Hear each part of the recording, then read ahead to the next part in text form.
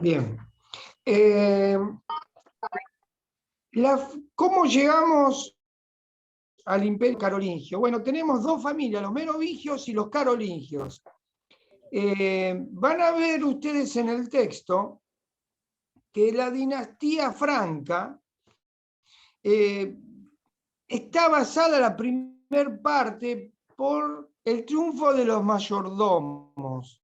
¿Qué eran los mayordomos? Sobre todo el Palacio de Austrasia, donde era el centro donde se originó el poder justamente franco.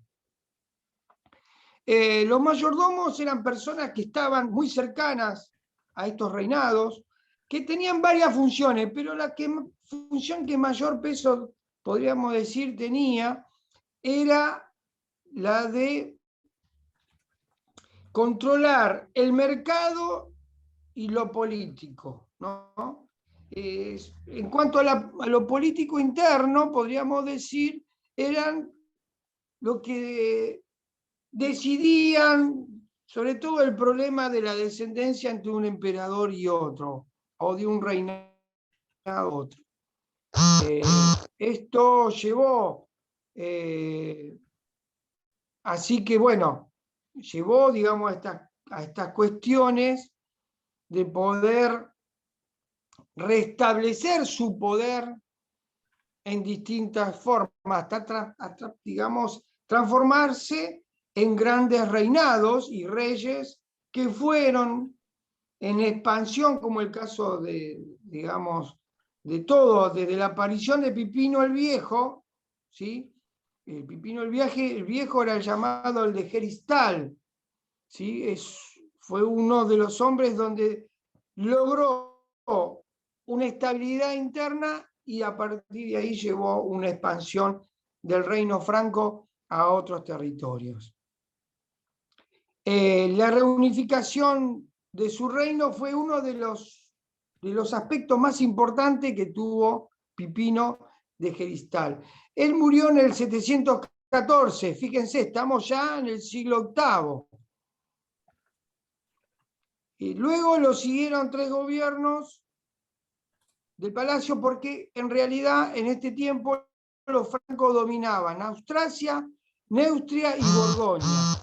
Son parte de lo que es los Países Bajos y parte de Francia. Borgoña vendría a ser la parte occidental de Francia, muy, muy cercana al reinado de Castilla. Voy a subir los mapas también mañana, ¿estamos? Para que tengan también los mapas históricos en mano para poder también en la próxima clase tenerlos si tenemos alguna duda. Entonces, los 3 gobiernos que su hijo Carlos Martel, que en el 732 tuvo un triunfo muy importante, que es el de Poitiers. El de Poitiers fue muy importante porque logró que los musulmanes avanzaran hacia Marsella. Y es el que de alguna manera limitó la expansión musulmana sobre territorio occidental. Carlos Martel, defensor de la cristiandad, por supuesto, una gran relación con el Papa, o sea, con el obispo de Roma. Carlos Martel tuvo una solidez tremenda en cuanto no solo a la unidad, sino a la expansión y al control territorial, pero además se le suma la organización en cuanto a la organización atomizada, por supuesto, de los territorios en cuanto a la expansión de la agricultura. Esto logró una diversificación de los productos y al mantenimiento, y esto permitió el aumento de densidad de población. ¿Hasta acá vamos bien?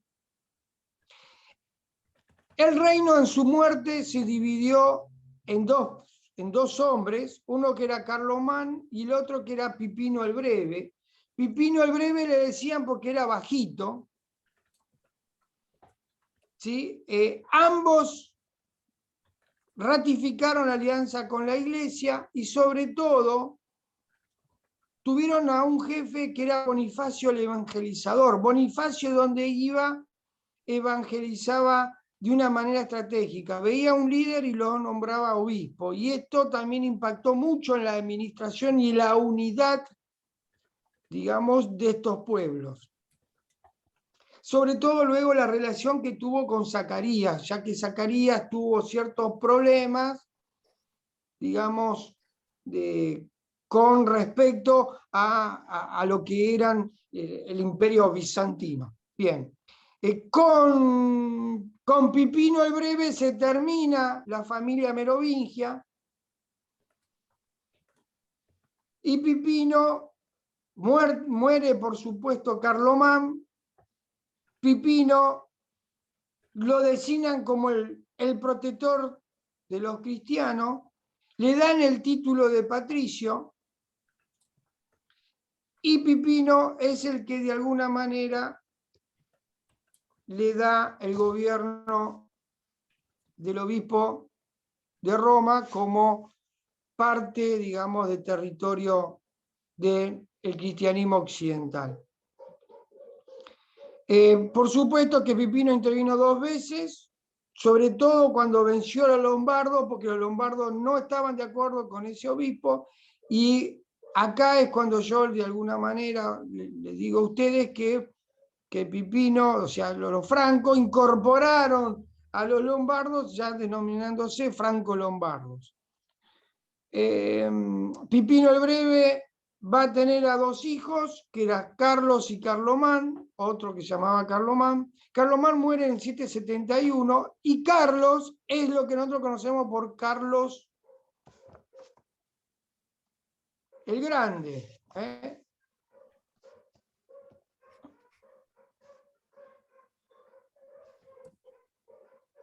Este hombre que viene a, podríamos decir, parte de los carolingios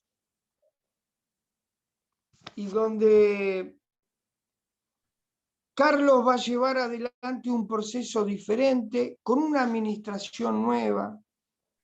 Carlomagno pasa a ser un protagonista tremendo y un puente hacia la Edad Media, no solo en lo político, por la burocracia en lo cual dividió para buscar no solo el control territorial de una, podríamos decir, una cuarta parte del imperio, muy interesante dividir en diócesis y gobernadores, ya lo hemos visto con el autor anterior, con Mayer, sino para buscar este control e impedir la descentralización del poder. Esto es lo más interesante. La descentralización del poder estaba ligado a que alguno pueda atentar contra el poder interno. Lo que pasa es que hay una variable que se pone muy en juego, que es la unidad del cristianismo occidental con el poder. Esto hace que el proceso de cristiandad se afiance y conforme un solo cuerpo, ¿no? No solo en el aspecto político, económico, sino en lo cultural, que esto es lo más importante. Y en lo cultural está incluida lo religioso, si ustedes quieren, y en las creencias. Carlomagno pasa a ser defensor de la fe y de Roma. Ustedes saben muy bien que fue bautizado un 25 de diciembre, por eso también vienen estas cuestiones. Profe, Sí, Carlomagno conquista a los sajones. O sea, somete a sí, los... era exactamente lo que busca es conquistarlos, los conquista por un tiempo muy corto, ¿no? Pero ha dejado, podríamos decir, una serie de administración en el cristianismo occidental que duró poco, ¿no? Porque ellos conformaron, ellos veían los británicos, excepto Irlanda, ¿no? Porque en las Islas Británicas en el norte pasaba otra cosa. Pero lo que era en el sur de las Islas Británicas, donde estaban justamente los anglos y los sajones, el proceso fue diferente porque fue perdiendo peso digamos, el cristianismo occidental. Eso también, Sobre todo con la llegada de los normandos. eso también, Luis, puede ser Sí. por cierta lejanía con la parte de Bretaña y eso para conquistarlos, digamos. Muy buena pregunta. Podríamos tener dos variables y dos consecuencias. La primera es la invasión de los normandos, que modifica bastante, impacta no solo en la administración, sino también en lo político-religioso. Y la segunda, perdón, la segunda es la rivalidad con Francia, sobre todo con los francos. Quedan muy ellos, hasta el punto que esto se ve más tarde con la Guerra de los 100 años, ¿no? Se ve reflejado en eso.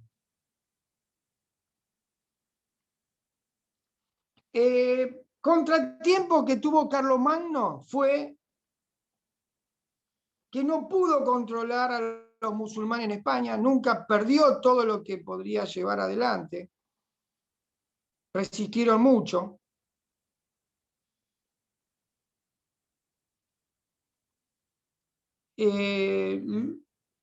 Con respecto a los sajones, tuvo un gran triunfo en el río Weser, en el 782.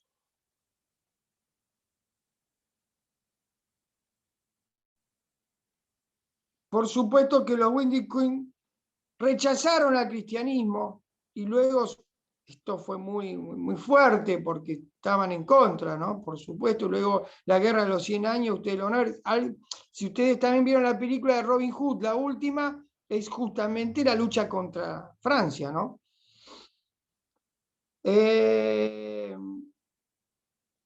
Por supuesto que en el río Weser fue devastado el ejército franco, pero vuelve con muchísimo rigor en el 785 y lo devasta por completo. Y esto lleva a un nuevo edicto, que es el edicto del 795. El edicto del 795 lo está marcando es la asimilación de estos pueblos al cristianismo. Esto es muy interesante porque la defensa de la fe correspondía a esto, incorporarlo al proceso de cristiandad. ¿Todos me siguen con esto? Si tengo que volver atrás, me dicen. Todos estos aspectos hacen que Carlomagno sea uno de los hombres más prestigiosos, y el prestigio en esta época era muy importante, porque no solo el reconocimiento estaba con el Papa y darle las llaves del estandarte y del Santo Sepulcro, y sobre todo que en el 800 el Papa lo nombró como emperador de Roma. No era poca cosa.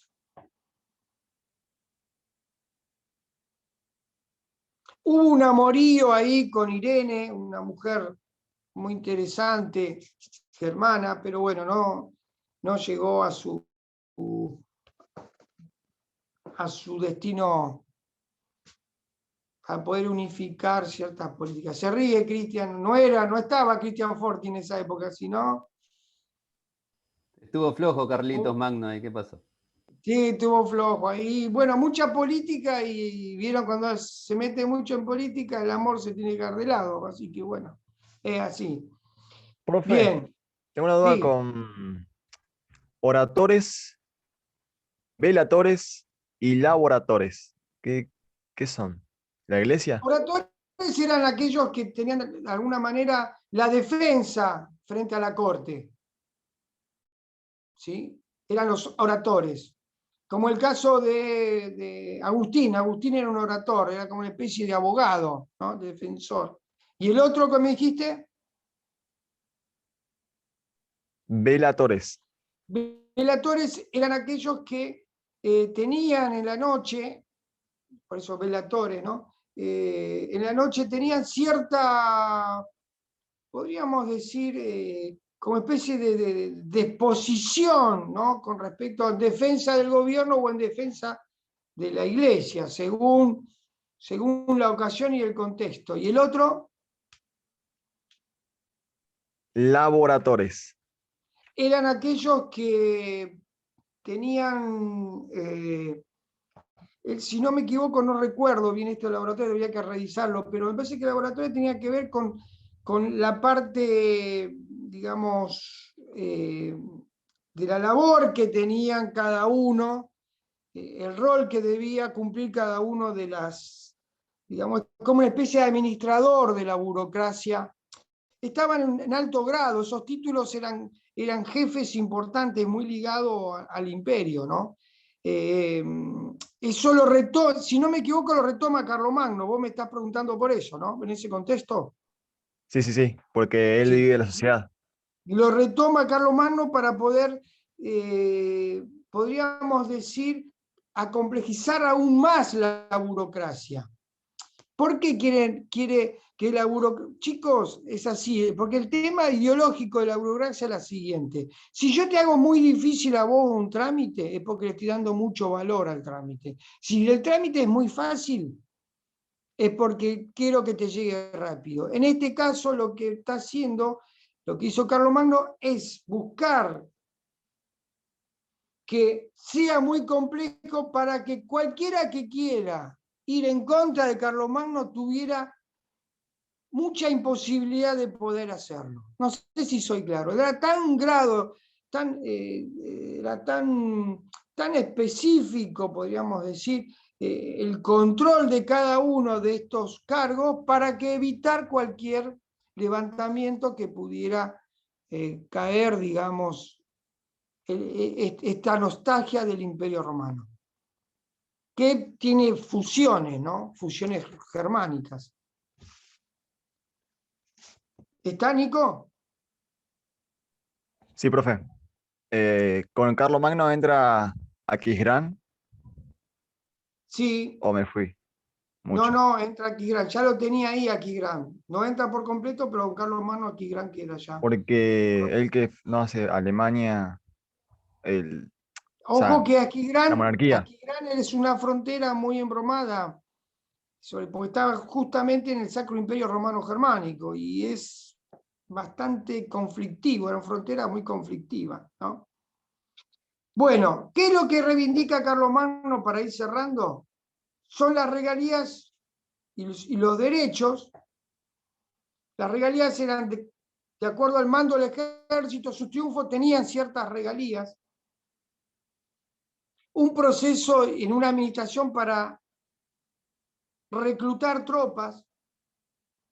Esto, lo que hablaba recién Nicolás, tiene que ver con de qué manera se iba a manejar la justicia diferente a las cortes que venían del Imperio Romano, buscaron por lo menos una justicia mucho más equilibrada. El tema de la acuñación de moneda es muy importante porque le lleva a un equilibrio económico. Y esto también téngalo en cuenta, porque la acuñación de moneda en la época de Carlomagno fue tremenda, la cantidad y sobre todo el abastecimiento, porque buscó yacimientos, que después vamos a ver con otros autores, primero con oro, pero terminó siendo con plata. ¿Estamos? Realizó censos, esto también es muy interesante. Y hay algo que es propio de la época de Carlomagno y que ustedes y que tanto dolor tenemos nosotros, que son los peajes. Después vamos a ver esto de los peajes, porque se fueron armando peajes cada vez mayores porque se iba atomizando todo el territorio. Con la muerte de Carlomagno, los peajes van a ser una causa y una discusión tremendo. A tal punto que algunos van a pagar y otros no, según a qué nobleza pertenece. Y hay algo interesante que es el derecho a elección del obispo, que esto es un tema crucial y de discusión hasta en el siglo XV. ¿Quién iba a elegir a los obispos?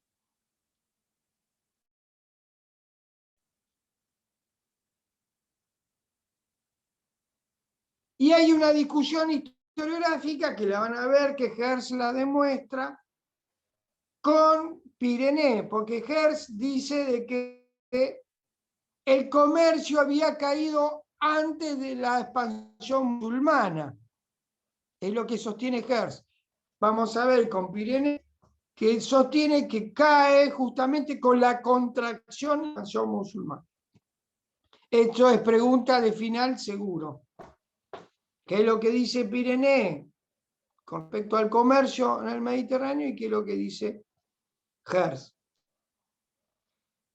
Bien.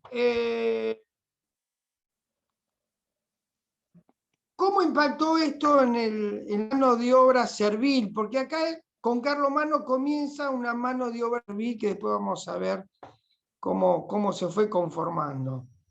Primero y principal, hay un interés sobre los hombres libres. Los hombres libres hay infinidades de formas. Acá hay algunos ejemplos nada más. Por ejemplo, los mansos. Los mansos, algunos autores lo sostienen que eran hombres ingenuos que se dedicaban al campesinado y había otros que le denominaban a la parcela al manso, a los metros cuadrados, o podríamos decir a la dimensión de la parcela. Y los no libres, que eran mansos serviles.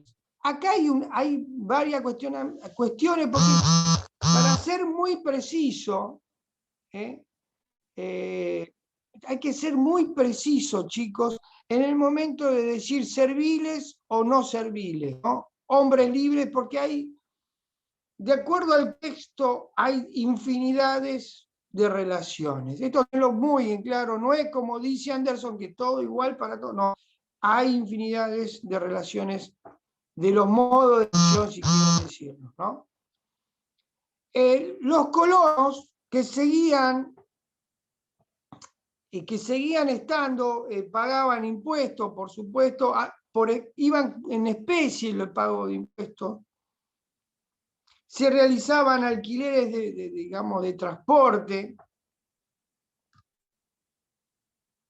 Vamos a ver con un autor cómo es el pasaje, porque acá hay un problema donde los esclavos fueron utilizados como mano de obra servil en la tierra. Lo que pasa es que el esclavo no estaba acostumbrado, sobre todo los esclavos que estaban en la servidumbre, sobre todo relacionados con el poder y la aristocracia, ir al campo a trabajar porque no tenía esa experiencia. ¿Hasta acá vamos bien? Según el autor, este periodo que comienza va a estar muy ligado con el periodo que viene, que es la Alta Edad Media. Hay una economía de dominio. Hay una explotación directa de la tierra, donde encontramos dos columnas muy importantes. La primera, que los servicios domésticos aseguraba también esta relación que yo le venía mencionando. Y luego, los trabajos que le realizaban los colonos. ¿Temprana o tardía? Por supuesto que con la muerte... ¿Cómo? ¿Usted qué dijo recién? ¿Cómo, ¿La Martín? llegada de la temprana o tardía Edad Media? No lo entendí. No, alta Edad Ah, Media. perdón, ni una cosa ni la otra. Alta. Bueno, la muerte de Carlomagno trajo ya otra división, por supuesto, que se llamó el reparto de Verdún en el 840, con la muerte de Carlomagno, donde Carlos el Calvo, porque era pelado, lo llamaban de Occidente, estaba en Neustria, Aquitania, ¿sí? Toda la zona occidental de Europa, y Luis el Germánico. ¿Sí? Luis el Germánico es uno de los que nosotros después lo vamos a conocer como Luis el Piadoso. Va a estar ubicado y le van a dar justamente los territorios del otro lado del Rin y Germania. Digamos, un lugar, después lo van a ver en el mapa, es un lugar bastante complejo, sobre todo por el ingreso y salida de otros pueblos. El Lotario le dan el título imperial y sobre todo le van a dar lo que nombraba hace un rato Nico, que es Aquisgrán y la zona de Roma, la zona más caliente en cuanto al proceso. ¿Hasta acá vamos bien? Por supuesto que en 817 hubo una serie de problemas, sobre todo mueren, digamos, los dos hombres más importantes, que era Carlos el Calvo, y Lotario también tiene ciertos problemas. Mayormente los tres tienen problemas de conducción en esto, de fortalecer el reinado, de tener la continuidad. Es muy difícil llevar la continuidad de Carlomagno. Y Luis el Piadoso es el que mayormente llevó una política más a la cristiandad que una política misma, podríamos decir, desde el centralismo y desde una concepción franca. Cuando trató de llevar un centralismo autoritario, se produjo una gran anarquía, y bueno, y el reino franco iba, de alguna manera, ese gran reino franco se fue atomizando en su poder político y territorial, hasta que aparece todo lo que es, y nosotros conocemos, los reyes de los Luises, que de una manera u otra fueron desde Luis IX a Luis XIV. Hay todo un proceso de buscar nuevamente, ¿no?, esta nostalgia ya de Carlomagno, que va a ser muy difícil porque va a ir conformándose una partición del poder, ¿sí?, que lo vamos a ir profundizando y lo vamos a ver con Bianchi, cómo se fue conformando este poder político y social. ¿Estamos? Pregunta.